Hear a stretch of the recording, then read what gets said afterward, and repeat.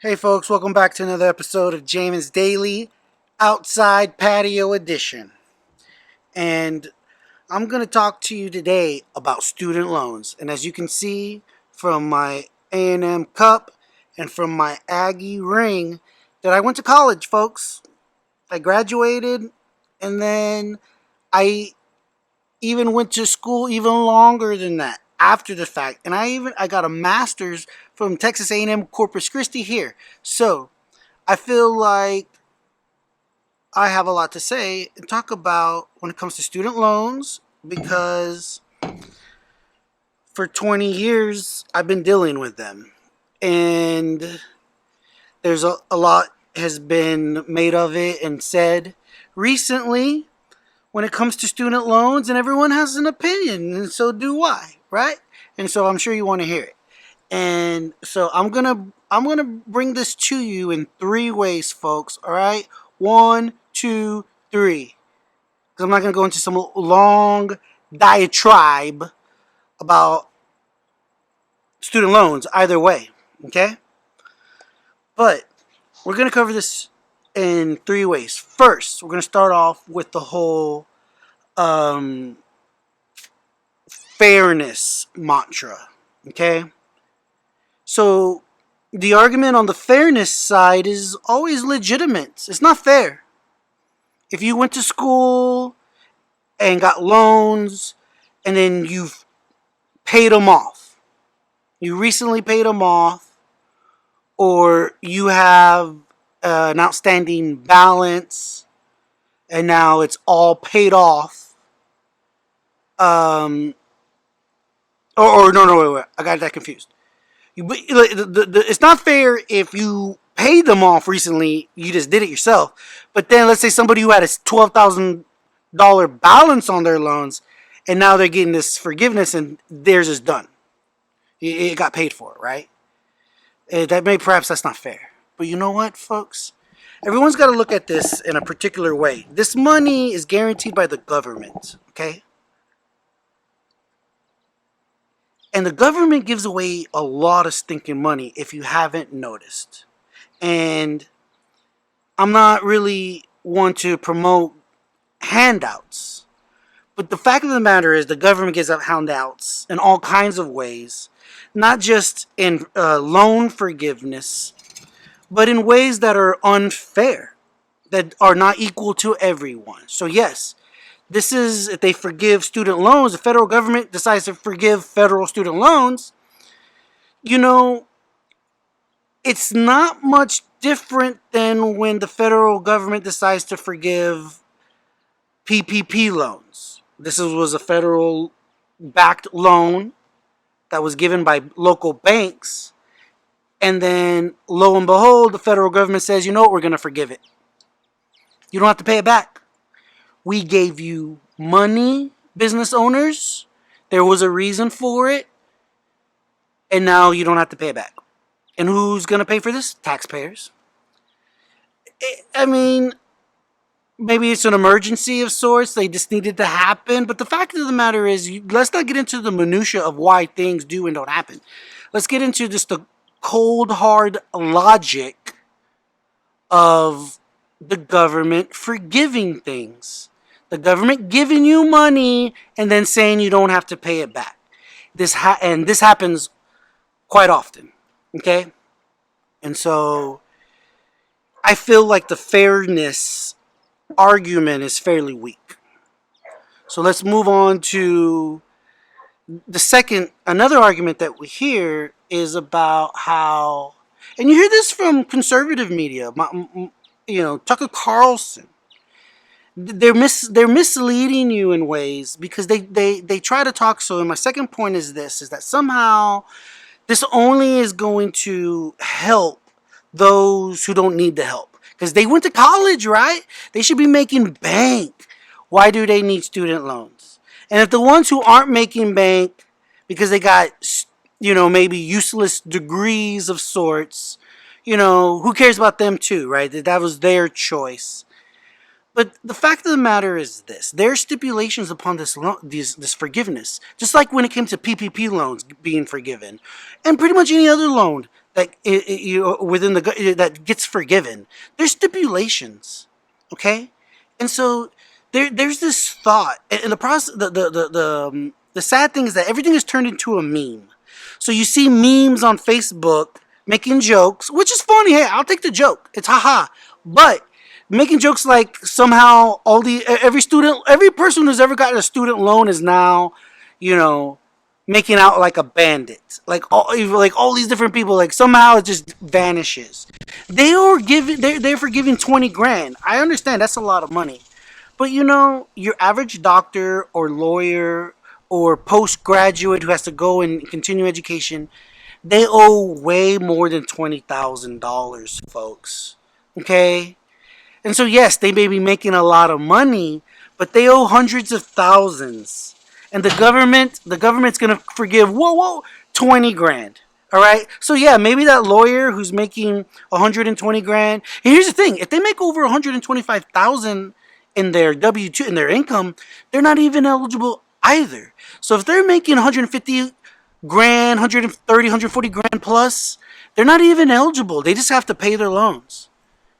But if you're a registered nurse and you had to take loans to go to junior college, to get your bachelor's in nursing, whatever, and you finished your college with maybe $16,000 in debt, and over the last several years you've been paying it, and maybe you still owe $7,000 or $8,000. Whoa! All of a sudden it's going to be forgiven. You don't have to pay that $6, $7, $8,000. I mean, is that so egregious? Everyone's upset about that? Is that what people are really upset about? Do people know that we're giving tens of billions, we're sending tens of billions of dollars to Ukrainians to fight war, but we can't spend a little bit of money to help people who went to college and had a little bit of debt? Because really, the ones who are really making out like bandits are those who owe 20,000 or less, or near it. A lot of them, you could be. I've paid over $20,000 in student loan payments. Last year, the interest alone on my student loans was thousands of dollars. Okay, so there's this fallacy, this thought that somehow people are making out, people haven't even been paying on them, and now it's going to be forgiven. You could be somebody who had, let's say, $30,000 in student loans. You've been paying it diligently for the last 10, 15 years or so, and maybe now your balance is 12, 6. Who knows what it is? But it's under 20 grand. And now all of a sudden the government says, yeah, don't worry about it. We're going to help you out. You don't pay for it. You don't have to pay it. It's forgiven. Oh, wow. They try to make it seem like this person just made out without having done nothing. I guarantee they've paid. They've been working on it. And so it's not so cut and dry. It's not this meme worthy, like all of a sudden, if you're a student loan borrower, you're a deadbeat. Somehow you're on par with the welfare queens, right? I'm on par with the welfare queens because the government wants to help me on my student loan, right?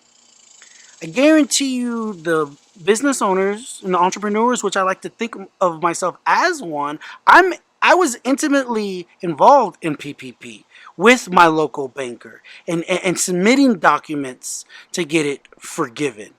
It wasn't easy, but it happened. And yet what? The fact of the matter is, so that's the second point. That there's stipulations on this. It's not just, the rich people are getting richer. It's not true. Lastly, third, is this this narrative that every person, there's some. So let me preface it with this. There are people who are getting hosed, who perhaps made the decision to go to their local junior college and pay for it, and then when the time is right, go to their local university and get their degree. Maybe they had to work and pay for it. Maybe they had minimal student loans and then they paid them back. There's plenty. We're talking about a country of over 330 million people. So there's thousands of those people, if not a million. And so good for them. Good, good for them. You know, but there's also now, and the narrative is that every person who didn't go to college, who took some other route, and hopefully they're doing well, somehow is because of the wisdom that they had. That somehow they're so, smart. Like, oh, I didn't want to take the loan. No, folks, listen. Not everybody can get into UT. Not every person who went to school got accepted into Texas A&M or to Baylor or these other universities where tuition is kind of high. So there's I'm sure plenty of folks who had the unfortune of being gifted and talented and being good at in their education and having the offers to these world class institutions that have high tuitions, and so they had to get student loans in order to go. Those are few. That's not everybody. There were literally millions of people who didn't have that opportunity. So this argument that somehow they had the foresight, no, that's not true. Okay, it's not true. They could, they couldn't get into those universities, so they had to go to the local school, and good for them. I'm sure many of them are probably well off, and they don't have large student debt. Some of them may have minimal student debt, and these kinds of forgiveness is really they're the ones who are making out because their debts are the ones going to zero. The person who went to school to become a welder, the person who went to school to become a beautician, the tuition on those 5, 6, 7, however it is, maybe they're still paying on those. Those people are gonna have their balance to zero. But this thought process of that, every person who didn't take out loans is somehow was a sage. They had this great wisdom. No, half of them couldn't even get into expensive schools, and a small percentage, maybe about 10-15% of them, actually found ways to get their education without getting loans or minimal loans. They went to junior college. They sure as hell didn't go to Baylor or some Ivy League school and pay for it. When you hear these old timers, these boomers, talking about how when I was in school, I paid whatever, bro. When you were in school in the 60s, the 70s, the 80s, look it up. All right, it's apples and freaking oranges. All right, I don't even have time for those arguments.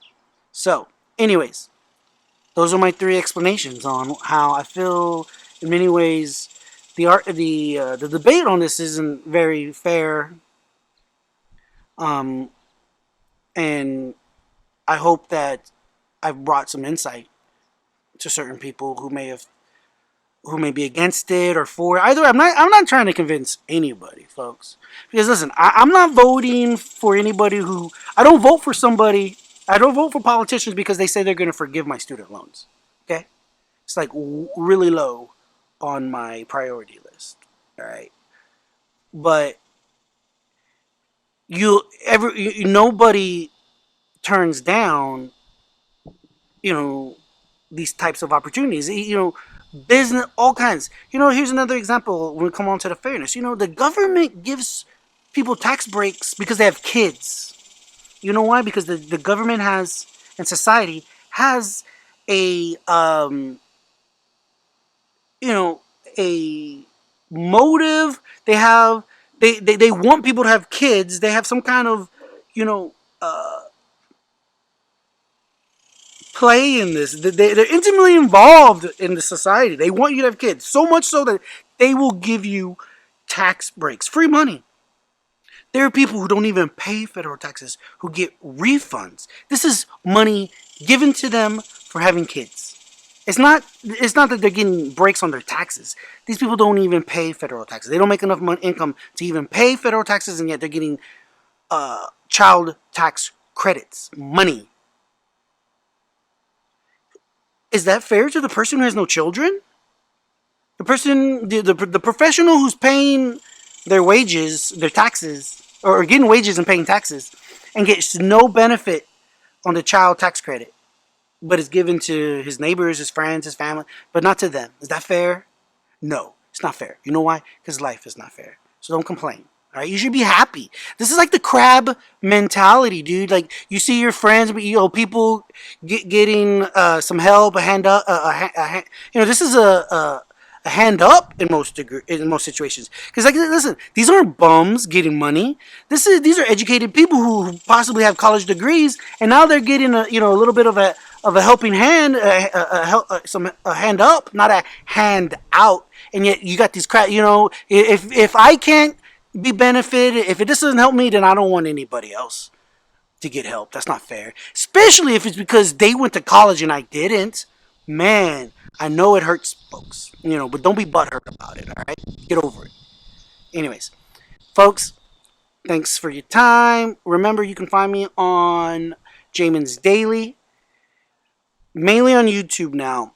I've realized that what I'm doing is mainly a vlog and it's not a podcast, alright? So I'm getting rid of my Podbean subscription. We're just going straight vlog on YouTube, folks, and on Facebook. You can find me on Facebook too, folks. But till next time, stick with me, because the best is yet to come. Jamin's Daily. Peace out.